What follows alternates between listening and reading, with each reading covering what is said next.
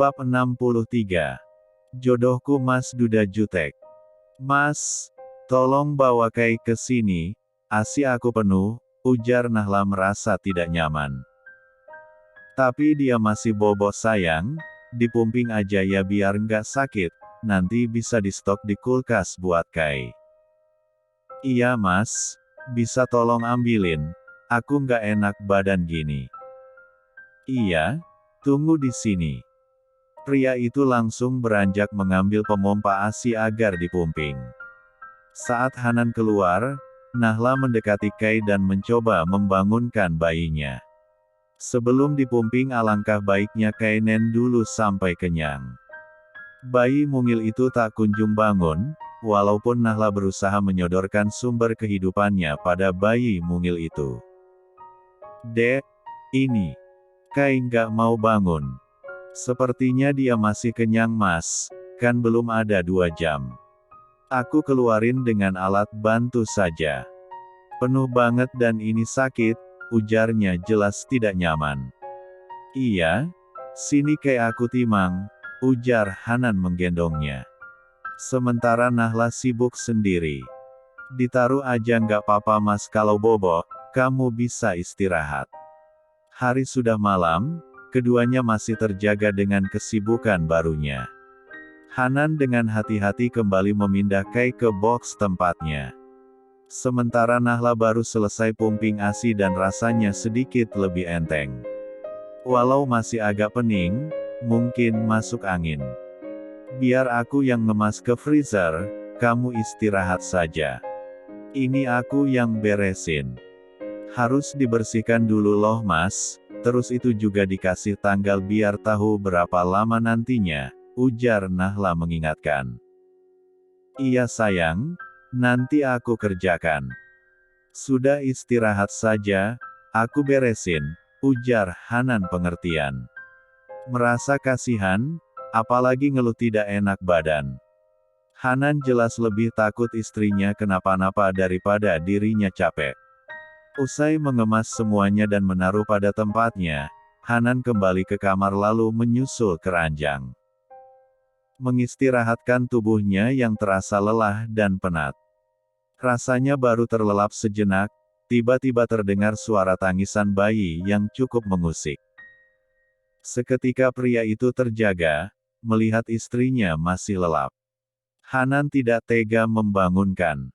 Nahla juga baru saja tidur. Pria itu memilih membiarkan saja Nahla tetap tertidur. Dirinya memanasi susu yang baru diperas tadi. Kap, sayang, bobo lagi ya, jangan rewel, kasihan mamamu capek, ujar pria itu dengan telaten. Merdeka, setelah memberikan ASI dalam botol, akhirnya Kai bisa kembali lelap dan Hanan pun bisa kembali menyusul istrinya ke ranjang. Bersiap mengistirahatkan tubuhnya yang cukup lelah.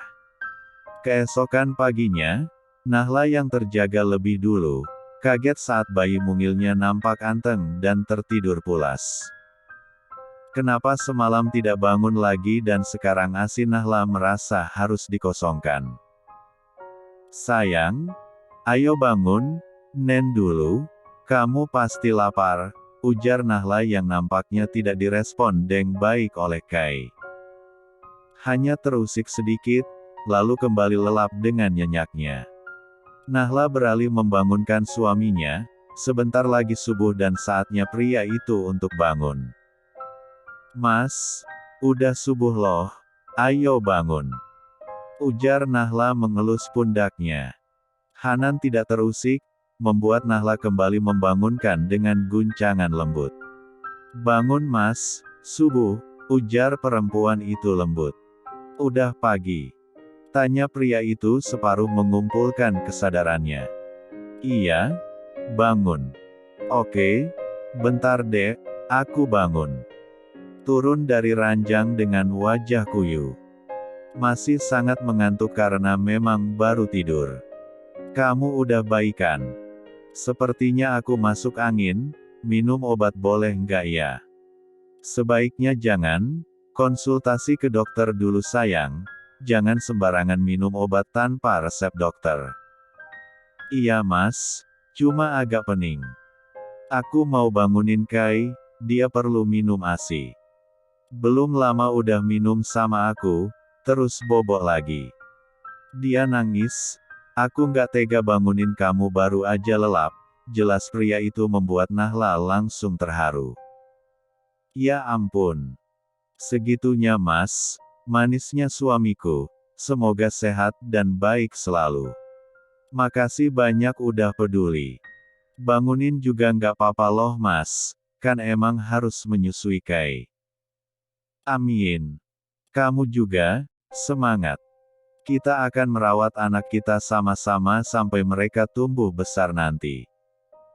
Iya mas, makasih atas waktunya.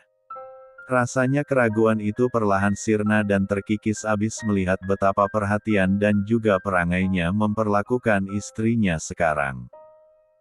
Nahla semakin yakin dan tentu bertambah sayang, kalau cinta mereka makin kuat. Apalagi dengan kehadiran Kai di tengah-tengah mereka, tentu memberikan warna dan kehangatan tersendiri. Hanan izin ke masjid pagi itu, sementara Nahla di rumah menjaga putranya. Ica sendiri selama ibunya masa pemulihan lebih sering diurus Simbok.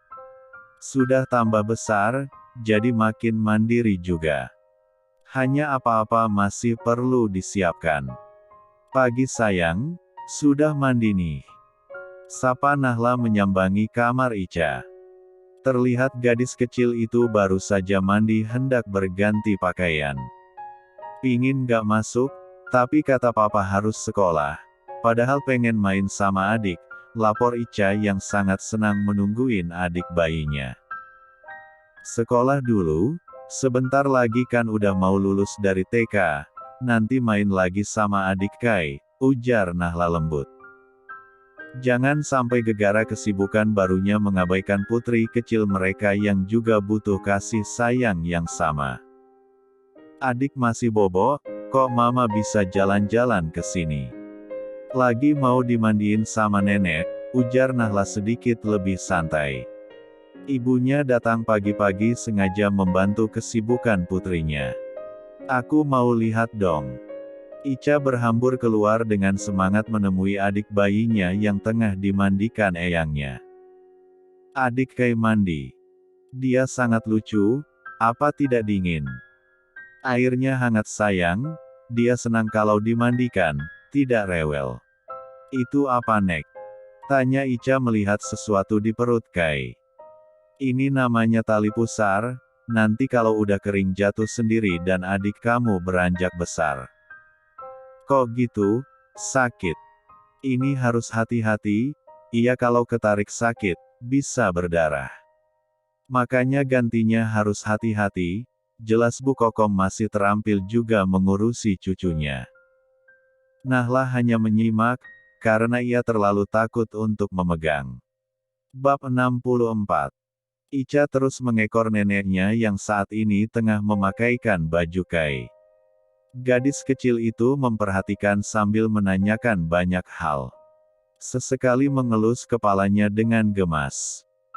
Sementara Nahla baru saja mandi, ibunya sudah mengundang tukang pijat yang akan memanjakan Nahla setelah ini. Ica sayang, ayo sarapan dulu terus berangkat. Keburu siang ini, ajak Hanan pada putrinya yang masih betah menunggu Kai. Hanan sendiri masih absen ke kantor, bekerja dari rumah sambil menunggu istrinya pulih yang masih butuh dirinya. Nanti, masih pengen nungguin adik, ujar gadis kecil itu enggan beranjak. Nahla yang baru keluar dari kamar mandi ikut membujuk Ica agar putri kecilnya mau menurut. Sayang, sekolah dulu, nanti pulangnya bisa nungguin adek lagi. Ayo sarapan bareng mama, ajak Nahla lembut. Jika Ibu Suri sudah bertitah, Ica pun menjadi sangat penurut, langsung mengiyakan begitu saja. Keduanya turun menuju ruang makan. Ica sarapan sama papa ya, kasihan mama kalau harus naik turun gini. Mama masih sakit, tegur Hanan tidak bisa membiarkan istrinya terlalu lelah. Mama masih sakit? Tanya Ica menatap ibunya dengan wajah menyesal. Enggak kok, ini udah sehat. Sekarang Ica makan ya, sebelum berangkat sekolah harus sarapan dulu, nanti bisa main lagi sama dedek. Iya ma, jawab gadis kecil itu mengiyakan. Emang beneran udah nggak sakit? Bisik Hanan kepo. Ish. Cebik Nahla gemas. Kenapa suaminya itu tidak paham juga? Tentu saja masih sakit, tetapi kasihan juga kalau merasa tidak diperhatikan. Habisnya bilangnya gitu, ya mungkin saja. Hehehe. Hanan berkata sembari mengecup pucuk kepalanya. Kamu mau kopi? Sarapan sekalian ini kan udah waktunya. Bentar, aku buat sendiri aja. Kamu jangan banyak gerak, katanya jahitannya masih ngilu. Butuh mas, mau panggil ibu suruh sarapan bareng. Jangan, biar aku suruh Simbok aja. Cegah Hanan beranjak meminta tolong pada pembantu di rumahnya. Bo, tolong panggilian ibu Kia buat sarapan bareng. Pinta Hanan pada artnya. Siap pak, jawab Simbok bergegas. Belum sempat perempuan itu beranjak, Bu Kokom sudah turun duluan sambil menggendong Kei yang sedikit rewel, sepertinya harus mau nen. Apalagi baru saja mandi biasanya lapar. Buk, nangis. Sarapan dulu, sini Kei sama aku, ujar Nahla menaruh piring tengah menyuapi Ica. Rewel, lapar ini, ujarnya menyerahkan pada ibunya Kei. Ica sini suapin nenek, biar mama kasih ASI dulu, ujar Bu Kokom berpindah tugas. Iya nek, jawab gadis kecil itu langsung menurut. Nahla langsung memberikan ASI pada putranya yang jelas merengek rewel meminta susu. Setelah menemukan sumber kehidupannya, Kei langsung terdiam anteng menikmati dengan mata mengantuk. Ica suapin nenek, Kei suapin mama, mamanya biar disuapin papa, ujar Hanan menyodorkan roti panggang yang masih hangat beberapa menit lalu matang ke mulut istrinya. Nahla dan semua orang yang ada di meja makan spontan tersenyum sambil menatap Pak Sutri yang tengah berbahagia itu. Pinter, ayo habisin sarapannya, ujar Bu Kokom nampak begitu telaten. Sudah kenyang nek, aku mau berangkat dulu. Ayo Pak anterin, aku nggak mau sama Pak Ahmad, ujar Ica pemilih sekali. Kesempatan ayahnya ada di rumah ya kenapa tidak? Iya. Sayang, aku anter Ica dulu ya. Ada yang mau dibeli nggak? Sekalian keluar. Mumpung sekalian jalan tidak bolak-balik. Iya mas, tolong diapars Kei yang ukuran bayi. Mereknya yang kemarin aja, itu nggak kurang lembut. Terus nitip punyaku sekalian ya, yang panjang khusus untuk malam, udah mau habis. Bisa kan? Bisa, jawab Hanan langsung paham. Dada adik Kei, Kak Ica berangkat dulu ya, salim, salim. Mana tangan kamu? Duh, kecil banget. Ica meraih tangan Kei lalu menciumnya. Seolah berpamitan. Tak lupa gadis itu juga menyalim semua anggota keluarga. Yang pinter ya, hati-hati. Ucap Bu Kokom mencium cucunya menyemangati. Hanan pamit mencium putranya lalu istrinya. Nahla sendiri hanya tersenyum tengah repot sendiri sembari menghabiskan sarapan. Saat Hanan dan Ica melangkah keluar, tepat tukang pijat panggilan Bu Kokom datang. Rumahnya Bu Nahla? Tanya seorang ibu mendatangi Pak Hanan. Iya benar, siapa ya? Bu Endah, Pak, tukang pijat utusan Bu Komariah. Oh, panggilan ibu. Masuk saja Bu, ada di dalam, ujarnya lalu masuk ke mobil. Kedatangan Bu Endah juru pijat langsung disambut hangat oleh Bu Kokom dan juga Nahla. "Mari Bu, masuk. Ini anak saya yang baru lahiran," ujar Bu Kokom memperkenalkannya. "Iya, selamat ya Nduk, sudah menjadi ibu. Jadi mau langsung saja?" "Iya, sebentar, minum dulu, itu sekalian biar Nahla kasih alnya." Bu Kokom membuatkan minum teh hangat untuk tamunya, sementara keduanya ngobrol santai. Nahla memindah Kay yang sudah tertidur pulas ke box. "Mari Bu, ikut saya di atas aja," ujar Bu Kokom menginterupsi tamunya ke kamar sebelah yang belum terpakai. "Nduk, itu mau di sini atau di kamar tamu aja?" "Kamar sebelah aja Buk, aku mager mau turun," ujar Nahla sudah bersiap melepas pakaiannya.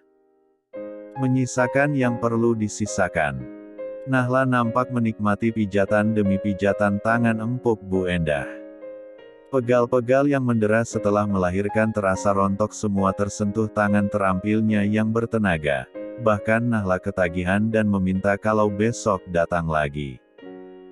"Dek, aku cariin di sini," tanya pria itu masuk ke kamar sebelah. Nahla baru saja selesai pijat masih membenahi pakaiannya. Sementara Bu Endah dan Bu Kokom sudah keluar kamar. "Iya, kan baru dipijat, pesenan aku dapat nggak?" "Dapat, ya ampun. Setelah melahirkan montok banget, jadi kangen," celetuk Hanan demi melihat body bohai istrinya.